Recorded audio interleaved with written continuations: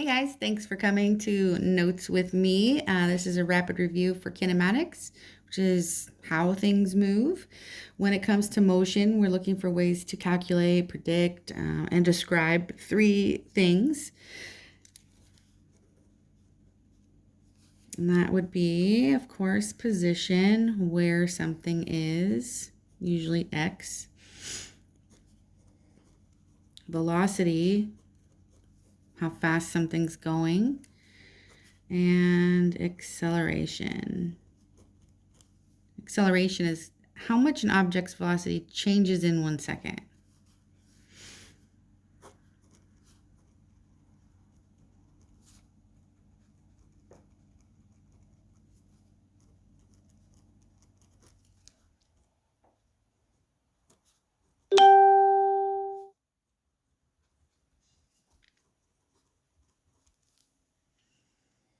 Alrighty, that means, of course, if the velocity is increasing, then the acceleration is in the direction of motion.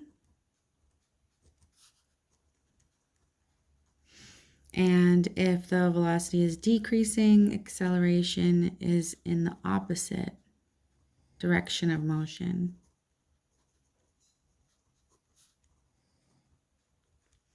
Okay.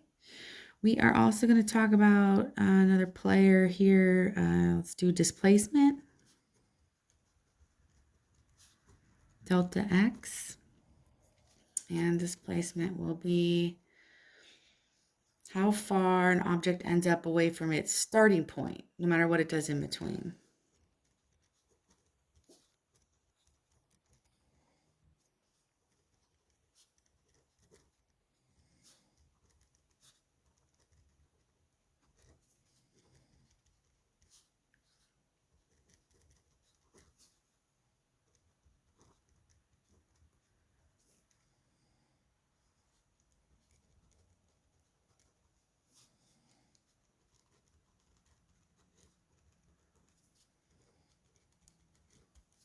Alrighty.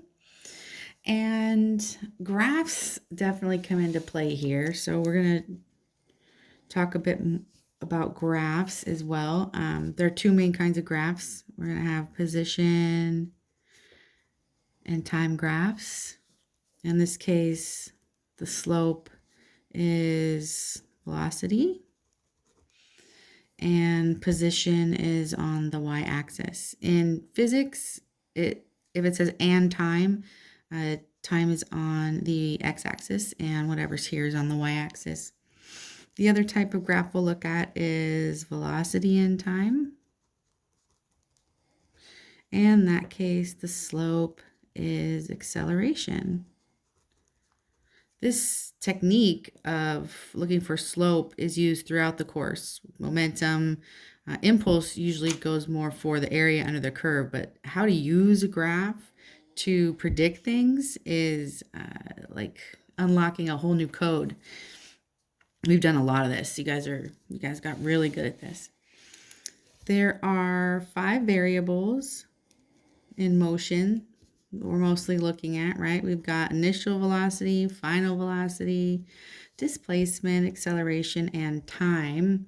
You know, all these guys have rotational counterparts later, and each one of them needs to be analyzed for each direction. So we have vertical and horizontal for each. That's a total of 10. Just saying.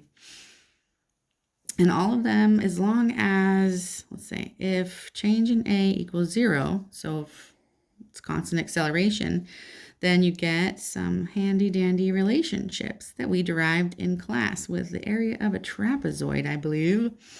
And you guys just did the translation, so you have these fresh on your mind.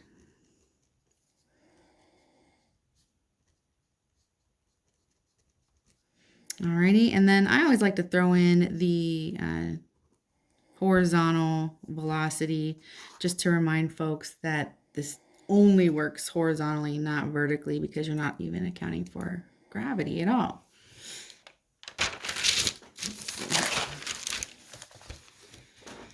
I also want to talk a little bit about freefall. We'll talk more about this later, but for now, we can remind ourselves that freefall is when no other forces are acting on the object other than gravity.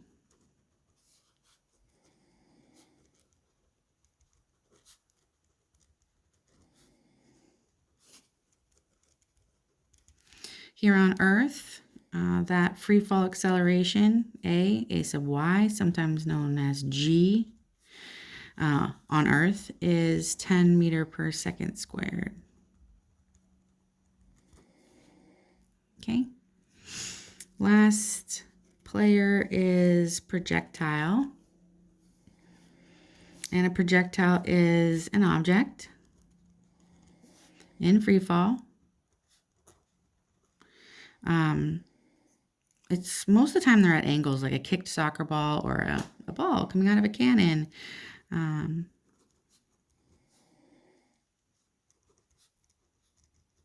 when it's moving at an angle, then we've got at least two directions to look at, the x direction and the y direction for everything. We'll probably end up using SOHCAHTOA at some point. You should remember not to mix x and y in equations. X and y directions. So don't mix, let's say, vertical and horizontal in equations. And don't mix the variables in SOHCAHTOA.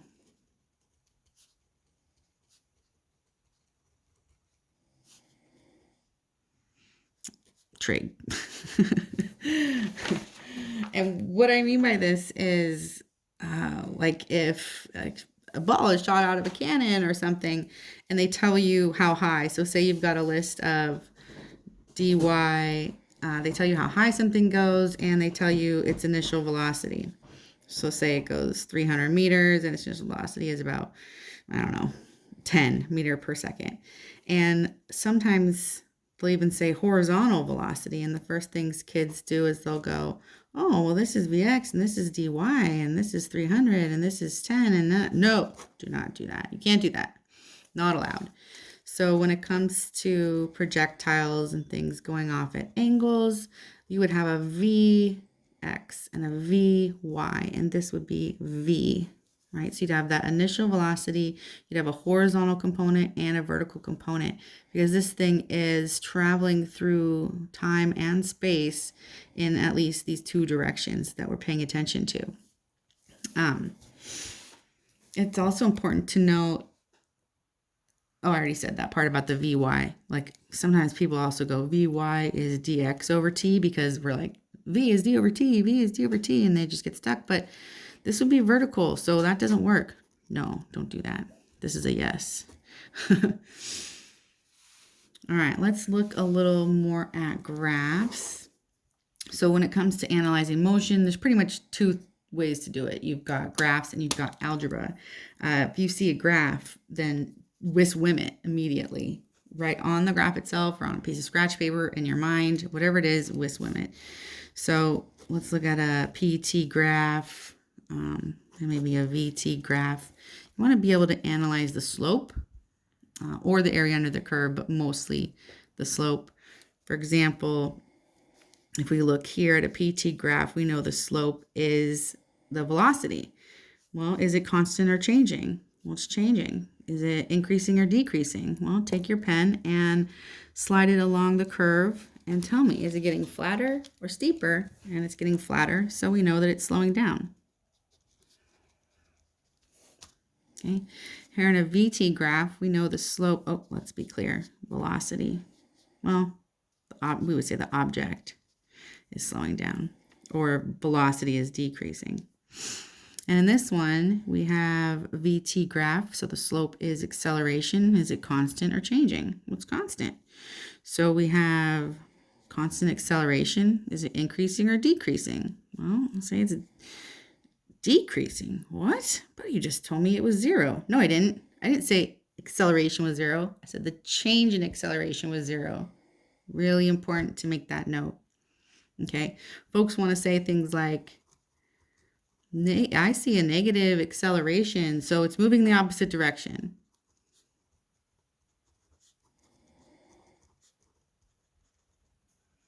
No, don't say that. Okay. It could be slowing down in the same direction. Remember that one? It was a homework problem a long time ago. That's pretty funny. It was a big fight over some pickup truck that was slowing down, and acceleration was to the left, but the truck was still moving to the right. Same idea. All right. So we would say here, can be slowing down in same direction. Okay. All right, let's keep going. Got a little bit more here, but probably another page. Let's do an example. Just kind of toss a ball in the air. Let's toss a ball in the air and talk about its graphs for a sec. So we've got let's do PT graph, position and time graph. Well, it would start, I'm going to label the ground 0, and it would go up into the air and fall back down. And this would happen over a period of time, and we can collect this data and plot this and find this. But literally, you can go toss a ball out there and see and make this graph yourself. But let's look at it. So the slope of a PT graph is velocity. So let's see, let's chop this in half. And now we have t over 2, right? Half the time. It's all symmetrical here. And at the very tippy top, we have v equals 0 just for a moment. And it looks like, let's see, if the slope is increasing or decreasing. Well, let's take our handy dandy pen and follow it along the curve of the graph. It's getting flatter. So I would say that the velocity is decreasing on this side. And here, as it's going from flat to steep, we could say the velocity is increasing. And that makes sense because when you throw a ball up in the air, it starts out really fast, stops just for a moment, falls back down, and speeds up. So if you throw it at 3 meters per second, you catch it at 3 meters per second. We've got, let's see, slope is velocity, and we did all that, and 0 is ground. Okay, looks good. Let's do that same situation, a VT graph. This might look more like that kind of a curve. Again, if we were able to take the slope here for a falling object, so let's make this on Earth. You guys know who you are. on Earth, a falling object, if we were to calculate the slope, we could calculate the slope and it would be equal to 10 meters per second squared. What's going on here? What's this about? Oh yeah, this is where the velocity starts high as the ball leaves your hand. Just for a moment at the tippy top here, it's 0 and then speeds up again. So here, it's kind of weird to say and think about, but it's increasing negatively. These would be bigger numbers, right? This would be like 5, 4, 3. So the velocity is getting bigger. It's just in a different direction. Okay, so we'd be labeling up as positive and down as negative. Classic coordinate system, unless otherwise mentioned. How about an AT graph just for fun? This is totally bonus. AT graph might look something like this, right? Where the slope is 0 because it's not changing. It's a constant acceleration. What is the acceleration? Well, that's negative 10 meters per second squared. Fun fact, the slope of an AT graph is called the jerk. Now you know. Let's add changing direction here. All right, so that's the graphical way to solve some stuff.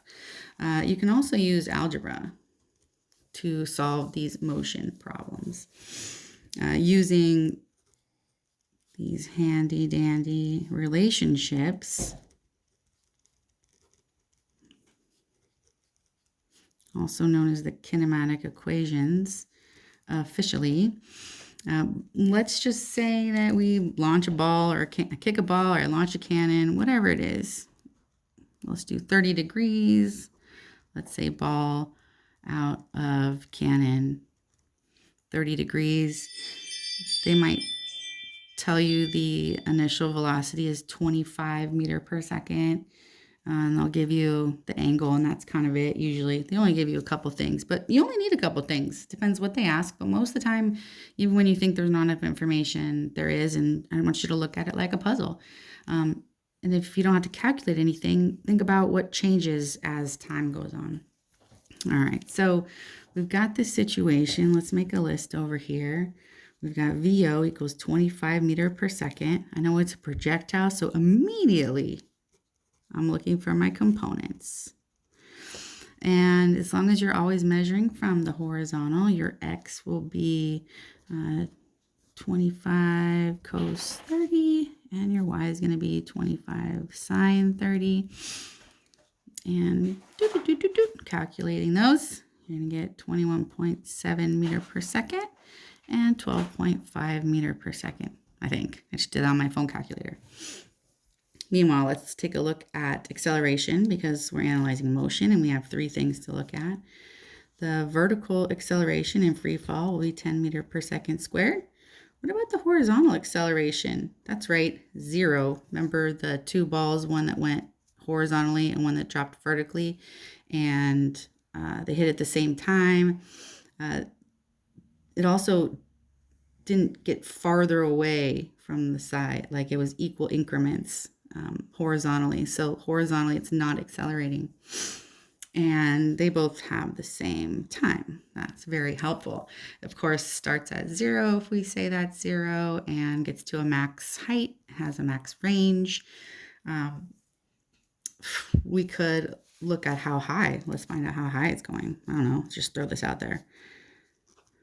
How high does this go? Okay, well, we've got some choices up here. Now, I don't have the time, so I'm going to skip right to this handy-dandy third one. It's the only one that doesn't need time. So I'll say VF squared, VO squared plus 2A delta X. I want to know how high, so that's my delta X. I'm going to rearrange this equation first.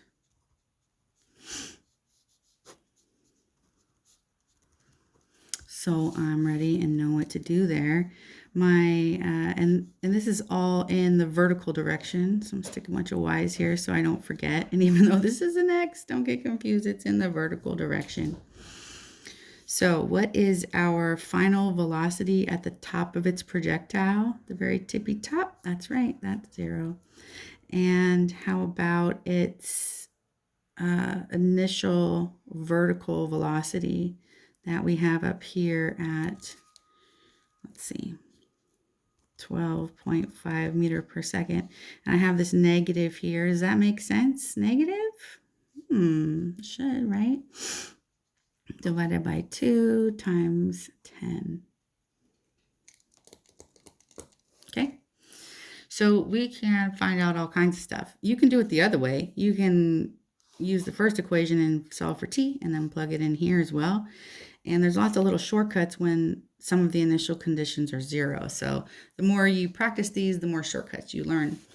Fun facts are that 45 degrees will give you the max range, and 30 and 60 both hit at the same spot.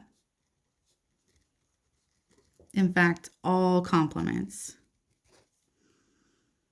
All angles add to 90. They both hit at the same spot, which is pretty cool. So if you hit it, if you like kick a ball too steep versus too flat, they end up at the same point anyways, if those angles add up to 90.